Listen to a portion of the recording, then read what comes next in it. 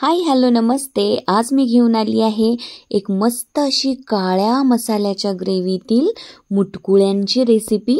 मुटकुळे म्हणू शकता किंवा मुठेही म्हणू शकता. हे मुटकुळे मी कांद्याच्या पातीपासून बनवले आहेत.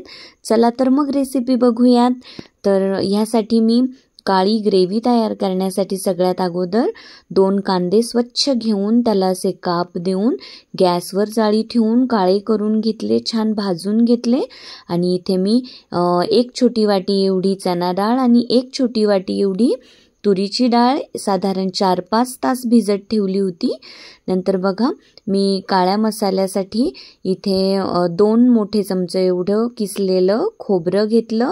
ते छान ब्राऊन कलरचं झाल्यानंतर त्यामध्ये 1 छोटा चमचा एवढी खसखस ॲड केली आणि खसखस छान तडतड उडायला लागली की मग गॅस ऑफ केला. आणि हे बघा काळा झालेला कांदा, खोबरं, खसखस, ही रोस्टेड चणा डाळ आणि भरपूर अशी स्वच्छ धुवून घेतलेली कोथिंबीरही मी त्यामध्ये ॲड केली. आता ही भिजलेली डाळ मी मिक्सर जारमध्ये ट्रान्सफर केली. त्यामध्ये 1 छोटा चमचा एवढं मी जिरे ॲड केले.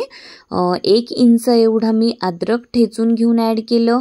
भरपूर अशा लसूण पाकळ्या आणि भरपूर अशी स्वच्छ धुवून घेतलेली कोथिंबीर. आणि बघा हे असं मस्त मी बारीक करून घेतलं. बारीक म्हणजे अति फाईन आपल्याला पेस्ट नको आहे. हे जरासं जाडसरच आपल्याला ठेवायचं आहे. त्यानंतर मी यामध्ये पाव छोटा चमचा एवढी हळद, 2 छोटे चमचे एवढं हे साध्याच मिरचीचं पावडर आहे. त्यानंतर थोडंसं जिरे पावडर आणि 2 छोटे चमचे एवढी धने पावडर ॲड केली. आणि ही बघा ही कांद्याची पात स्वच्छ धुवून कापून घेतली होती. छान बारीक कट करून घ्यायची आहे कांद्याची पात. आणि पात मात्र चांगली सुकू द्या, तिला व्यवस्थित फॅन खाली ठेवून सुकू द्या. मला जास्त वेळ नसल्यामुळे खूप व्यवस्थित मला ही कांद्याची पात सुकवून घेता आली नाही. नंतर मी पात ॲड केल्यानंतर हे सगळं व्यवस्थित करून घेतलं. मिक्स आणि हवी तशी कांद्याची पात हळूहळू ॲड करून सगळं छान मिक्स करून घेतलं. प्रत्येक स्टेजला मीठ कसं आहे हे चेक करून पुन्हा मीठ गरज पडेल तसं ॲड करून घ्यायचं. आणि हे बघा इथे मी आता व्हिडिओमध्ये दाखवल्याप्रमाणे मुटकुळे बनवून घेत आहे. अगदी आपण कोफ्ता जसं बनवतो ना त्याच प्रकारे इथे मी सिलेंड्रिकल शेपमध्ये हे मुटकुळे बनवून घेतले आहेत. आणि हे बघा आपले सगळे मुटकुळे बनवून रेडी आहेत. आणि मग ह्या मुटकुळ्यांना मी स्टीम करणार होते. या माझ्या इलेक्ट्रिक स्टीमरची जी प्लेट आहे ना त्याला मी तेलाने ब्रश करून घेतलं व्यवस्थित, जेणेकरून आपले मुटकुळे खाली त्याला चिकटू नयेत. तर मग सर्व मुटकुळे मी ह्या प्लेटमध्ये ठेवून दिलेत आणि स्टीमर चालू करून दिलं. साधारण 5 मिनिट्समध्ये फक्त ही मुटकुळे मस्त आतून बाहेरून छान स्टीम होतात. आणि व्यवस्थित टूथपिक किंवा काट्याने चेक करायचं की मुटकुळे कुक झाले आहेत की नाहीत. तर मुटकुळे बनताय तोपर्यंत मी काळ्या ग्रेव्हीसाठीचा मसाला बनवून घेत आहे. त्यासाठी मी इथे भाजून घेतलेला कांदा, भरपूर अशी स्वच्छ धुवून घेतलेली कोथिंबीर, रोस्टेड चणा डाळ आणि हे खोबरं आणि खसखस ॲड केलं. आणि थोडंसं पाणी ॲड करून मिक्सरला अगदी फाईन पेस्ट तयार करून घेतली.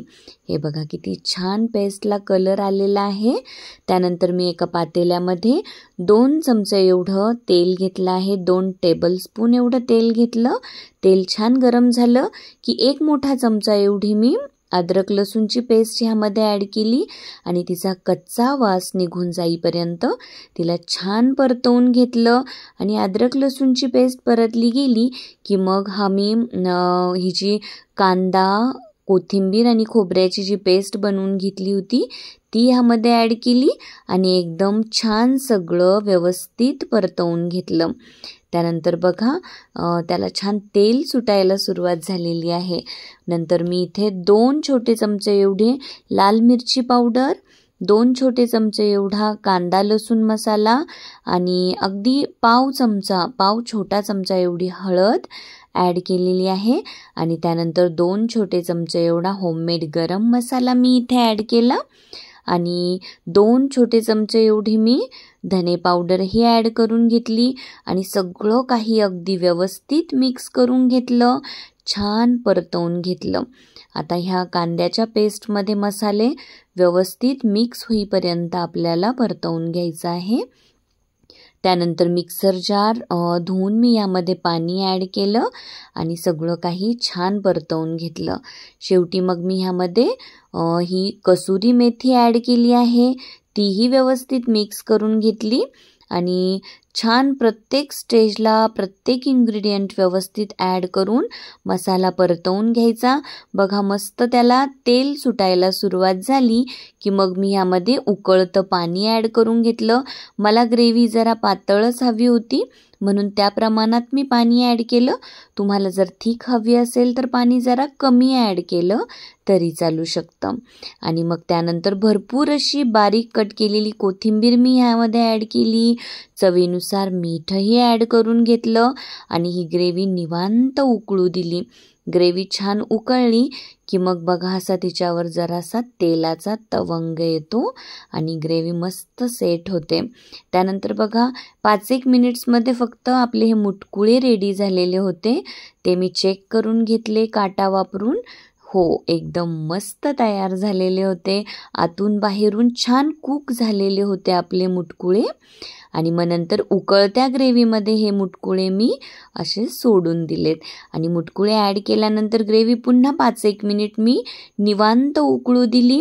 हे बघा आपली ही मुटकुळ्यांची काळी ग्रेव्ही एकदम मस्त रेडी आहे खाण्यासाठी. नंतर बघा मी असं प्लेटिंग करून घेतलं. छान मस्त तेलाचा तवंगही थोडासा आला होता. ही बघा आपली ही मुटकुळ्यांची काळ्या मसाल्यातील भाजी. तर हे कांद्याच्या पाथीचे मुटकुळे एकदमच झकास बनतात.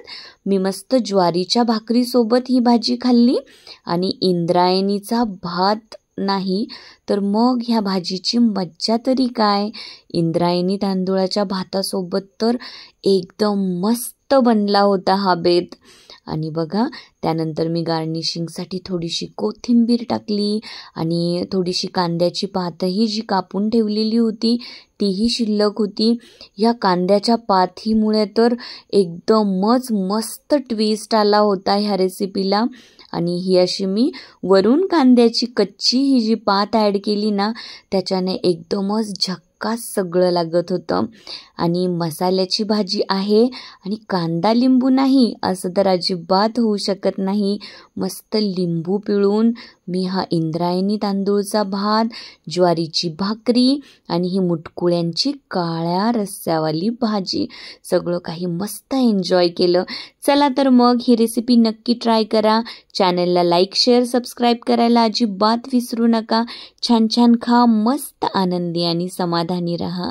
Thank you so much. Bye bye.